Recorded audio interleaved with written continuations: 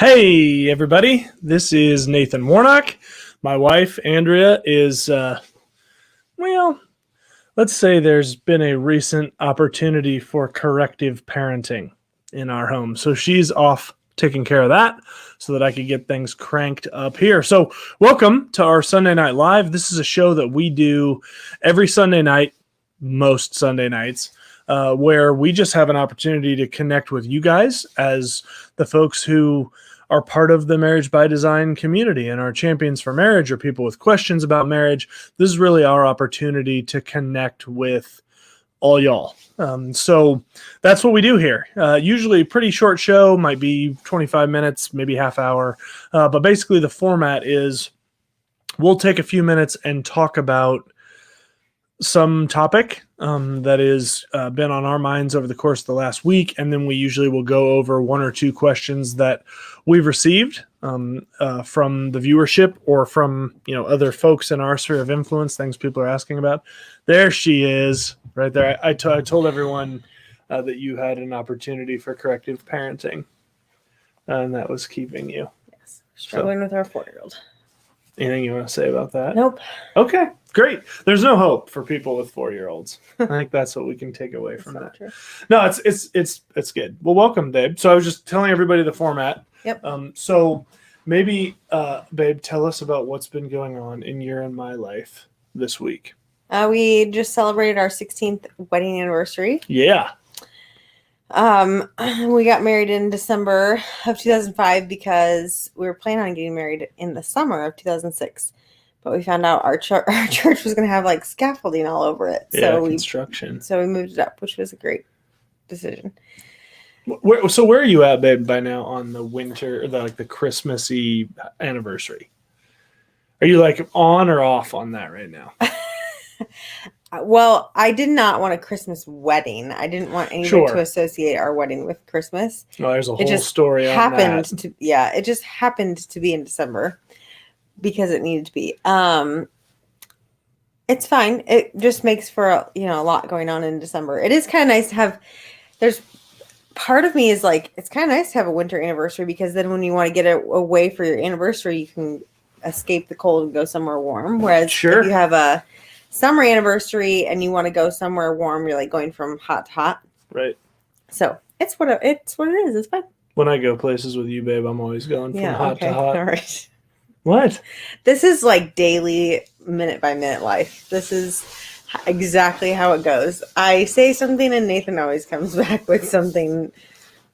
What? Sexual. Encouraging? That wasn't sexual. It wasn't. Something like that or something sexual. I mean, probably 50 times a day. Maybe I'm going to put my business out on the net. So, hey, if you're watching this, please comment. Let us know that you're watching. I'd love you to share the stream. If you're watching on Facebook or on YouTube, just share it with other people. This is really an opportunity for people to get exposure to what Marriage by Design is. So the shows that we do every week, we do one on Monday and one that comes out on Thursdays. Monday's called Marriage Monday. The one on Thursday is called Family Friday. And so put out on Fridays. Right. And those are more scripted kind of discussions between Andrea and I, but we always want an opportunity to get marriage and family related questions directly from you. And I know so many of you have people in your sphere of influence that need that too. So please put down in the comments your name, give us a what's up, share this stream with other people so that we can get more people involved and get answers to people's questions about marriage, because that really is and raising a family, because that really is that's what we do here. So with that note, the thing that I wanted to start off with is to share a little bit. Andrea mentioned as people were jumping into the chat, so you might have missed it, that it was our anniversary on Friday, 17th of December. We made it 16 years, which 16 years is a long time for anybody. But there are certain milestones in everybody's marriage that probably, you think about in the course of your marriage. Like for Andrea and I, we're not quite there. I don't think probably just yet, but we're coming up on a marker where we will have lived with each other longer than we lived with our parents. For me, that's pretty much this year.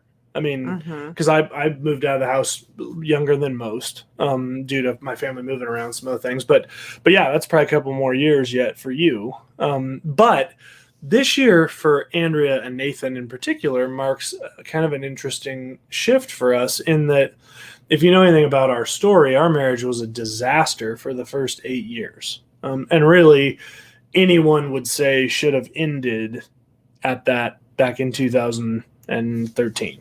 Yep. And so this is the 8-year mark since that initial 8-year disaster period. So now moving forward in our marriage, we will have had a marriage that isn't a disaster longer than we had a marriage that was a disaster. And, you know, obviously we all go in seasons, and Andrea and I don't by any means just float around on clouds and stare at each other's eyes and jive all the time. Yes, but we will have had more years that we're not on the brink all the time. Right. So encouragement, and I'd encourage you guys just as a drill to set some of those sort of landmarks in your own marriage, right? To think about, hey, when we reach this anniversary, we'll have reached whatever milestone. You know, the different like gemstones and all, we're supposed to kind of be a symbol of that. Yeah. And that's kind of gone by the wayside, and that's probably okay. The different anniversary. Yeah, one is paper or whatever it is. Traditional gift. But what we wanted to do today for kind of the portion before we answer some questions, and by all means, if you guys have questions, feel free to put them in the chat. They'll be populated up here on the screen, and we can answer them as they come in. But what I wanted to do was share one of the gifts that my lovely wife got me for our anniversary. I'm actually going to share both of them. Oh boy! But man, I was just so impressed with this, and it's a company that you guys can get on board with. And they don't sponsor. I mean, we don't have sponsors, so that it's not like I'm making any money off of this. I'm just sharing it because I thought it was really cool. And again, we haven't done it yet, so there may certainly be sort of addendas and asterisks put after this down the road, and maybe we'll keep the folks updated, sure, you know, without spoiling anything. So, but here's what it is. I'm going to hold it up. It's called the Adventure Challenge, and we have the couples edition. There's a million of them, and there's like 6 of them. There's go ahead. Family, couple, single, friends. Yeah, I think there's a solo one, isn't there? Or did you say that? Single, yeah. So I mean, really for everybody, I'll hold it up again so you can kind of see the logo. But it is a book. It's a hardcover, hardbound book, and really what it is sort of here are the rules. Well, I'll give you the overview and then I'll give you the rules. So the book is set up with a whole bunch of different kind of places to put a photo, and then some lines to write a few notes. And then this silver part that you can see is a scratch off, like old school lottery style scratch off. And whatever's under it is, in this couples one, is like a date idea, right? Right. And so the deal is that you scratch it off, and then when you scratch it off, you do whatever the thing is. And so, you know, if you're watching this and you're going, hey, you know, I might be trying to look for some ideas to mix it up in the dating world, then this might be a good option. It maybe gets you out of that, like, well, we usually just go to dinner if we're on a date. You know, we kind of just do the same old thing. This might be a really good option for you to have some excitement, do different things. I don't know. Right. Yeah, the chapters are the beginning, food with Bae. You won't find this on a dating blog. Hotter Than Bae Part 1, Hotter Than Bae Part 2. I'm Crazy About You, Creative Couple, Trust Fall, Please Be That Couple, Double Dates, the $10 Dates, Cheap Ass, and The End.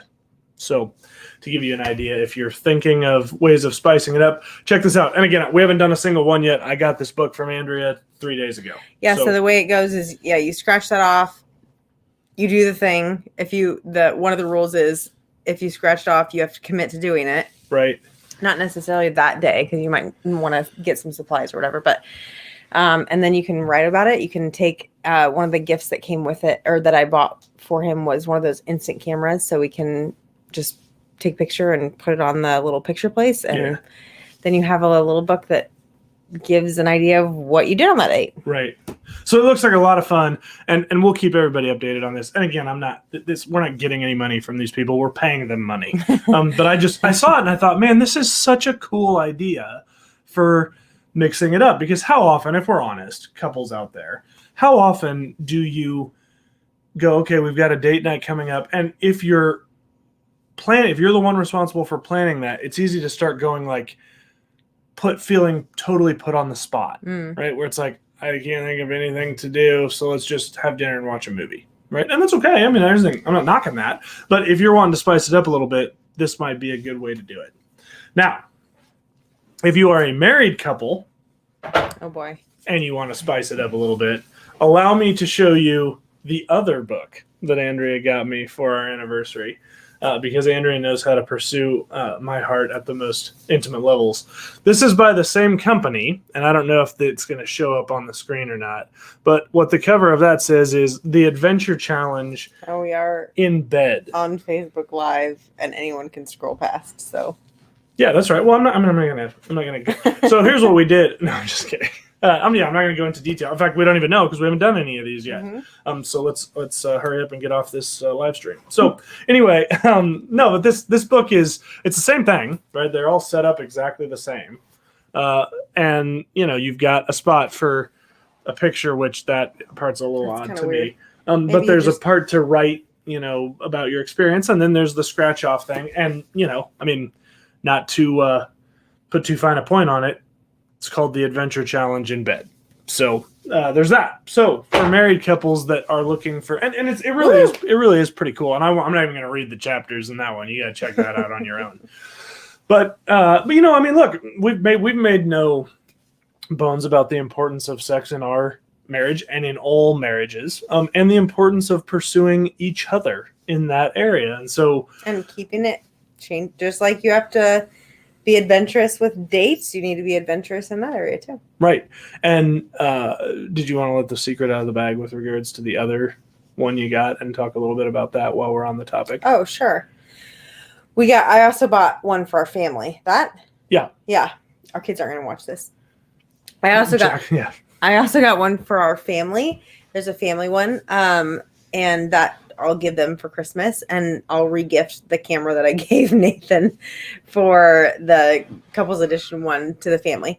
So again, same thing. Like, it gives us time where we're together as a family rather than just kind of hanging out and doing what we normally do.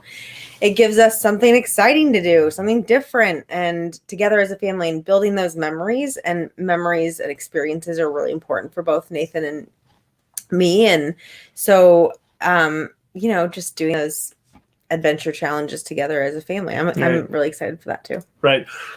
MJ says, I know my next book purchase. Dude, Matt, no joke. I feel like you and your wife would love probably both of those two books, right? You both seem like, because there is some, like, you have to be able to be a little spontaneous, particularly with the in-bed book. But even with the dating book, like, there's some stuff in there that you can kind of guess from the title at what's going to be going on there, and it sounds crazy. But again, if you're not as spontaneous, if spontaneity is not your thing as a couple, you can scratch that off and do it like the next day. You're having a date night the next night. Maybe you scratch it off the day before. Right. Absolutely. So yeah, dude, MJ, you should totally get them, and you'll have to. This sounds awkward, but we'll have to compare notes and then decide if we like them, or how it compares for you and April versus Andrew and I. So yeah, that'd be a lot of fun. But cool. All right. Otherwise, we had a great anniversary. Man, it's so great to have dedicated time away, and Andrea's parents were kind enough to love on us by taking the kids and going and doing some stuff with them on Friday night. And so Andrea and I went out, and we had a blast. We went and had dinner together, and then went and did some country line dancing. So yeah, we have a blast doing country line dancing. And I do have one story with that. So there was a gentleman there line dancing, and he was probably 55 or so. And he was living his best life on the dance floor in his own mind. And he was all over the place. And it's always fun to watch somebody that just has no inhibitions, and that he was there with his wife, who actually wasn't a horrible dancer, but he was everywhere. Yeah, he wasn't that great, but right, and she was pretty good. Right, so Andrea and I went out and did our we enjoyed doing swing dancing, so that's a lot of what we do when we're not doing a formal line dance. But we did a swing dance, and then we ended, and he came over, and I think he gave you a hug, didn't he? I don't remember. And he goes, "Man, you two remind me of my wife and I from 20 years ago," which immediately made me realize we need to practice our swing dancing more. But the funniest part was he said that, and of course we said thank you, and then as he was walking away, he goes, "Except I was better looking than that guy." And it made me laugh so hard because it was somebody being silly and laughing, and that was great. And then after that, Andrea and I went out and played craps together at a casino in Iowa. We don't do a ton of that, but we did go out on Friday night. We were out for about 4 hours doing that. We made $5. Craps is what we do. We went in with a set amount of money, and we left with $5.17 more than that amount of money. And this is my thing on gambling, because I'm sure it wouldn't take very long of people listening to this before somebody would say that we have no business as a Christian couple gambling. And certainly, as with anything that can be addictive, you have to, right? I mean, the Holy Spirit's clear. We're to be continually filled only with the Holy Spirit. For Andrea and I, we've always looked at this as, ever since someone, her uncle, who is this guy right here, who our son is named after, he passed away, a couple of years after we were married. Yeah. But he introduced us to the game of craps, and all rules and the fun we have with it aside, we've always looked at it as the same as going to an amusement park, right? So, nobody goes to Disney World and goes, "Hey, I'm going to pay $150 to go to Disney World, and maybe I'll make my mortgage payment when I leave," right? You go, "Hey, we're going to Disney World, we're paying $150. That money's gone, and we're going to have some fun." Right. And that's kind of how Andrea and I have always looked at it.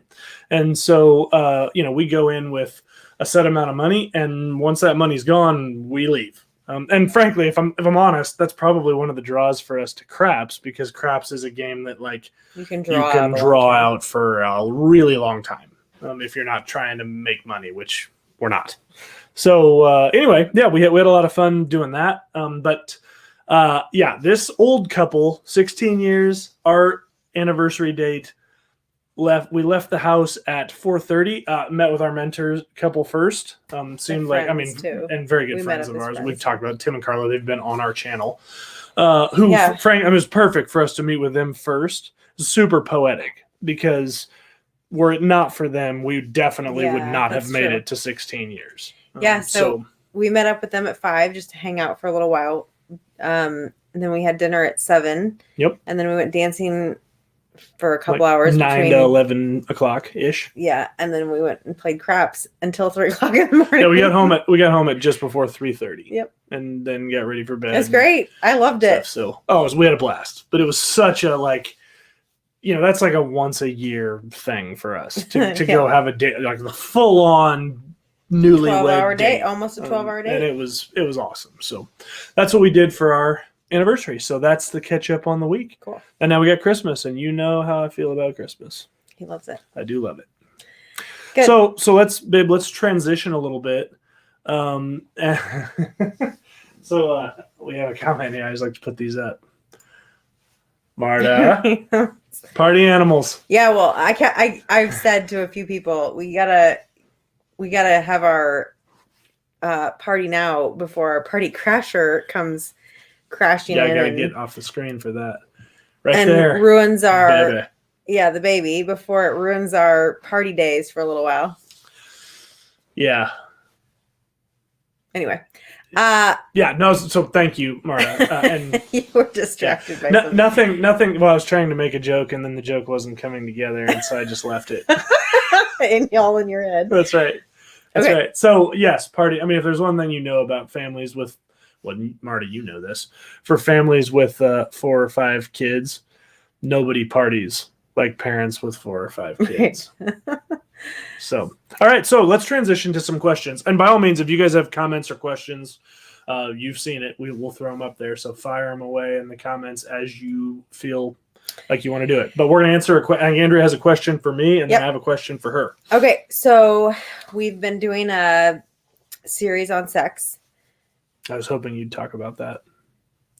But we're switching this up a little bit. So the question for Nathan is, as a guy pursuing your wife in intimacy, all kinds of intimacy, what are some ways that you can pursue her that stokes that intimacy, but not necessarily the sexual side of things? You know, because I think probably women more than men desire that closeness and intimacy, physically and emotionally and all of that. Yeah. More so than men, and without the sexual all the time. So how do you walk that line? What are some practical things? So there's a spiritual piece to this. I'm going to start with that, but then there's a psychological piece to this too that we shouldn't ignore, that I want to talk about too. On the spiritual side, we have to always start these conversations by taking a look at what the Bible says. And here's the deal. God created your spouse, so there isn't anyone you could possibly go to who would better have the answer for how to pursue your spouse than God, because he made her or he made him. And so as we look at the Bible, a verse I always like to come back to when I talk to husbands about their wives is Peter's direction in 1 Peter when he says, husbands, live with your wives with understanding. And then it goes into this whole discussion of as the weaker vessel and what does that mean? And then people wig out. But I don't even want to get to that part. I think all we have to do as husbands is look at that, live with your wives with understanding. And when you dig into that phrase, what you understand it to mean is be continuously pursuing knowledge of your spouse. So we would, in modern parlance, we might say, be a student of your spouse at all times. And so for us, it's so easy as guys to figure out, quote unquote, something that works, and then that's what we do. Plug and play because every time. We're kind of a hammer, and so you find a nail, and then you're just like, well, that's a nail, hit it. And so the issue is our spouses change. They change. Sometimes moment to moment, and that's different than a lot of us as guys. And I think it can be really frustrating for guys because we had a nail last week and we hit it with this hammer and it worked, and now I'm hitting this hammer again or this nail again with the same hammer, and she's getting upset with me, or I'm not getting to the place where I want to be with regards to sexual intimacy. And it really comes down to a failure of recognizing that our calling as men is to pursue intimate knowledge of our wives. And I've shared this before, but it's worth sharing again, that I believe that's a part of you as women that reflects, that's a part of the Lord that you as women reflect that we as men do not reflect, right? So if we remember when God said he made man and woman in his image, but then we look at men and women and go, well, how are they so different? And yet they're both the image of God. And I think the only way you can really answer that is by saying that it's really only men and women when in unity that reflect the full image of God. And so, there's a part of God that, like my wife, desires to be intimately pursued. And that's a really difficult thing for guys to oftentimes to understand, because we want to check something off. We're check the box guys. We're get it off of our list guys. We're, get stuff done guys. A lot of us. And so it can be a real mindset shift. That's what I was trying to think of. Got there eventually. I was just watching. It's going to be a mindset shift to transition from, okay, we're trying to get this thing done, whether that thing is sex, whether that thing is an uncomfortable conversation, whether that thing is whatever, versus I just want to pursue knowing you at a deeper level. And that takes time. It takes discipline. It takes not getting frustrated. It takes a lot of those things. So, for guys, I would turn the question around on them and say, well, what are you doing to be a student of your spouse? Because if you're being a student of your spouse, the rest of these intimacy pieces, I believe, will naturally follow from that. Yeah. What would you add to that? Because you're a woman and you're married to somebody who can be a hammer and just try and hit stuff with nails sometimes. Sure. I think for guys, I guess I would add, putting away I hope this turns into sex every time. Oh, putting that away. Putting that away. I thought you were just saying that. I was about to close the program. Every time. I know that's, at least for this guy, like what he thinks of every moment of every day. It just is. I know that. But it means a lot to me when I know that he's pursuing intimacy or physical closeness or whatever, and choosing to just squash that in the moment and not trying to pursue anything further beyond that. Yeah. That emotional or physical or spiritual or whatever intimacy. Right.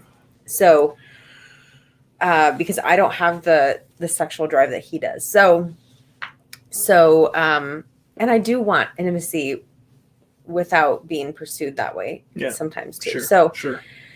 So that means a lot. Just, rather than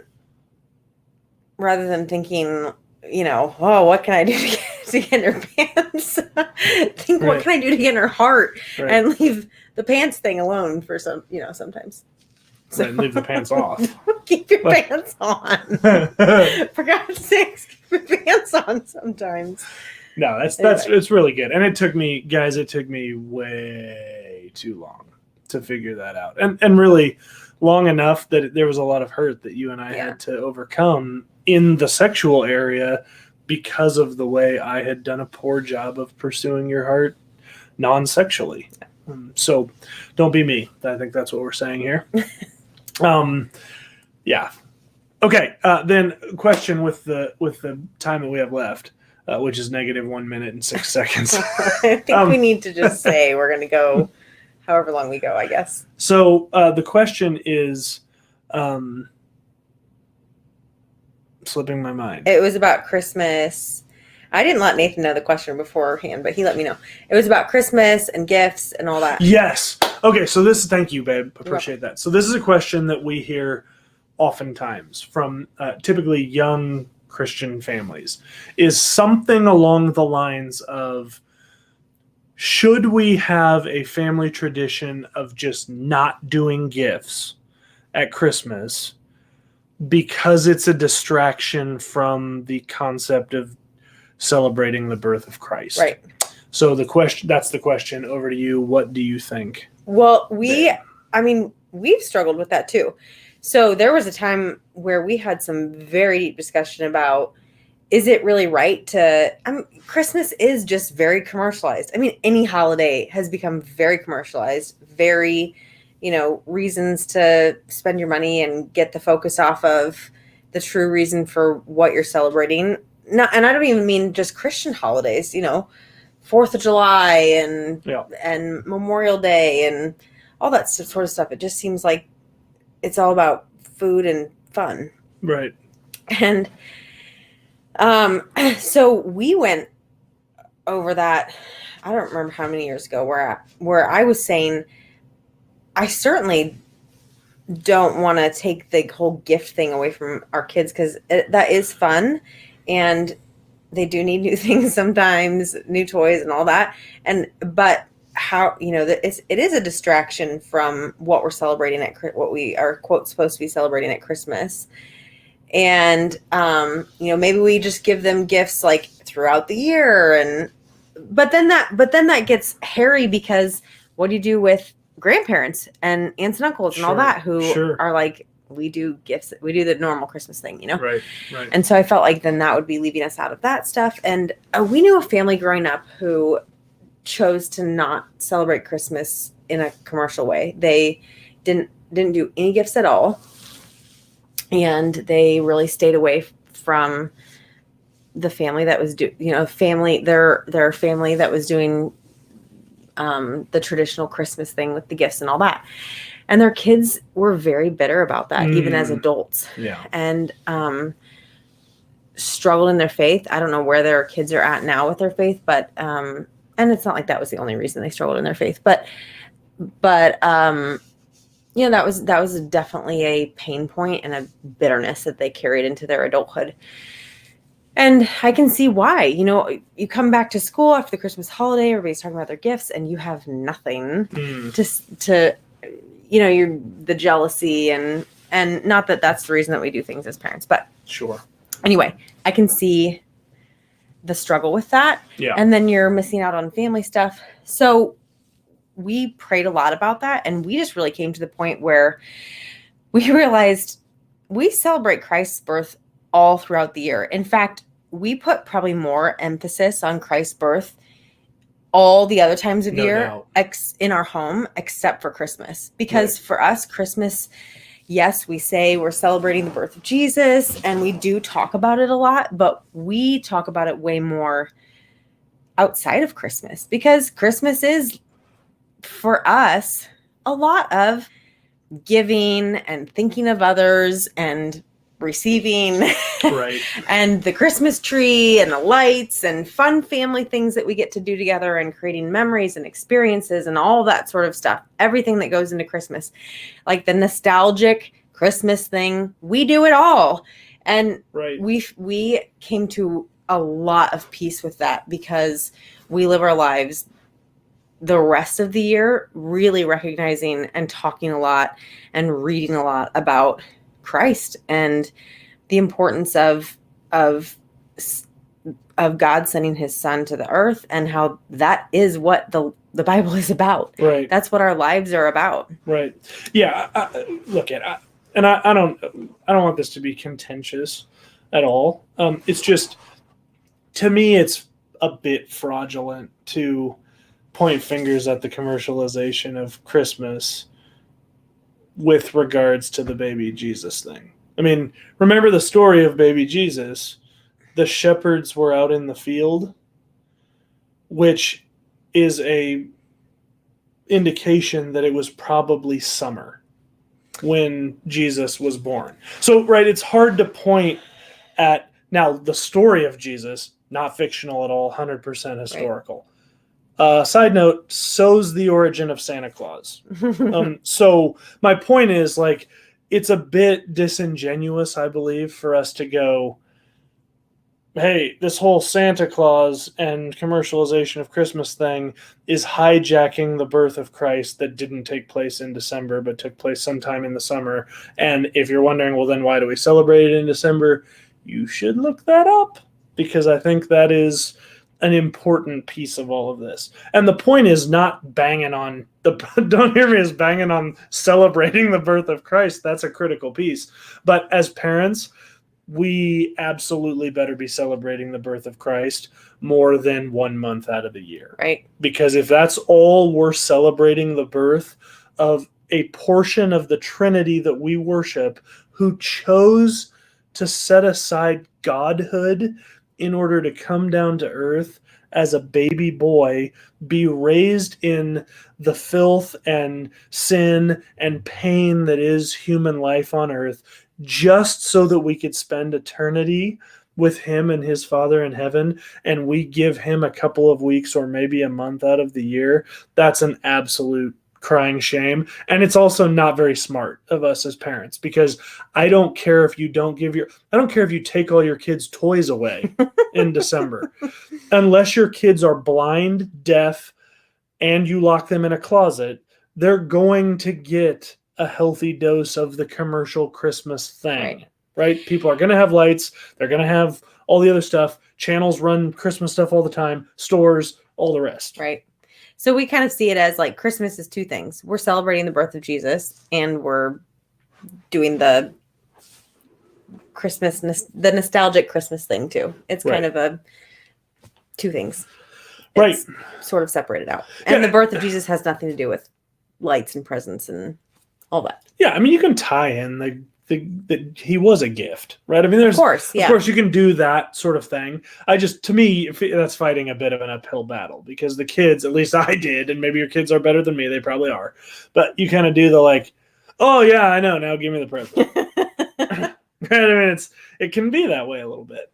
So, we do a lot more of that kind of, we spent a lot of time in December talking about generosity and the generous heart of Jesus Christ as our God, who chose to generously come down here on earth. I mean, you think of that. God coming down here and depending on a human woman to change his diapers, to feed him, to not drop him on his head, to all of those things, right? I mean, that's some kind of love to go, yeah, that woman, Mary, 14-year-old probably girl, yeah, I'll put my life in her hands so that I can save her and everybody else around. Pretty incredible. Yeah, so, it's a good question. It's one we've wrestled with. Yeah.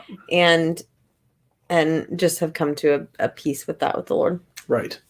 But as always, that we're not being dogmatic. You got to do what the Lord calls you to do for your family.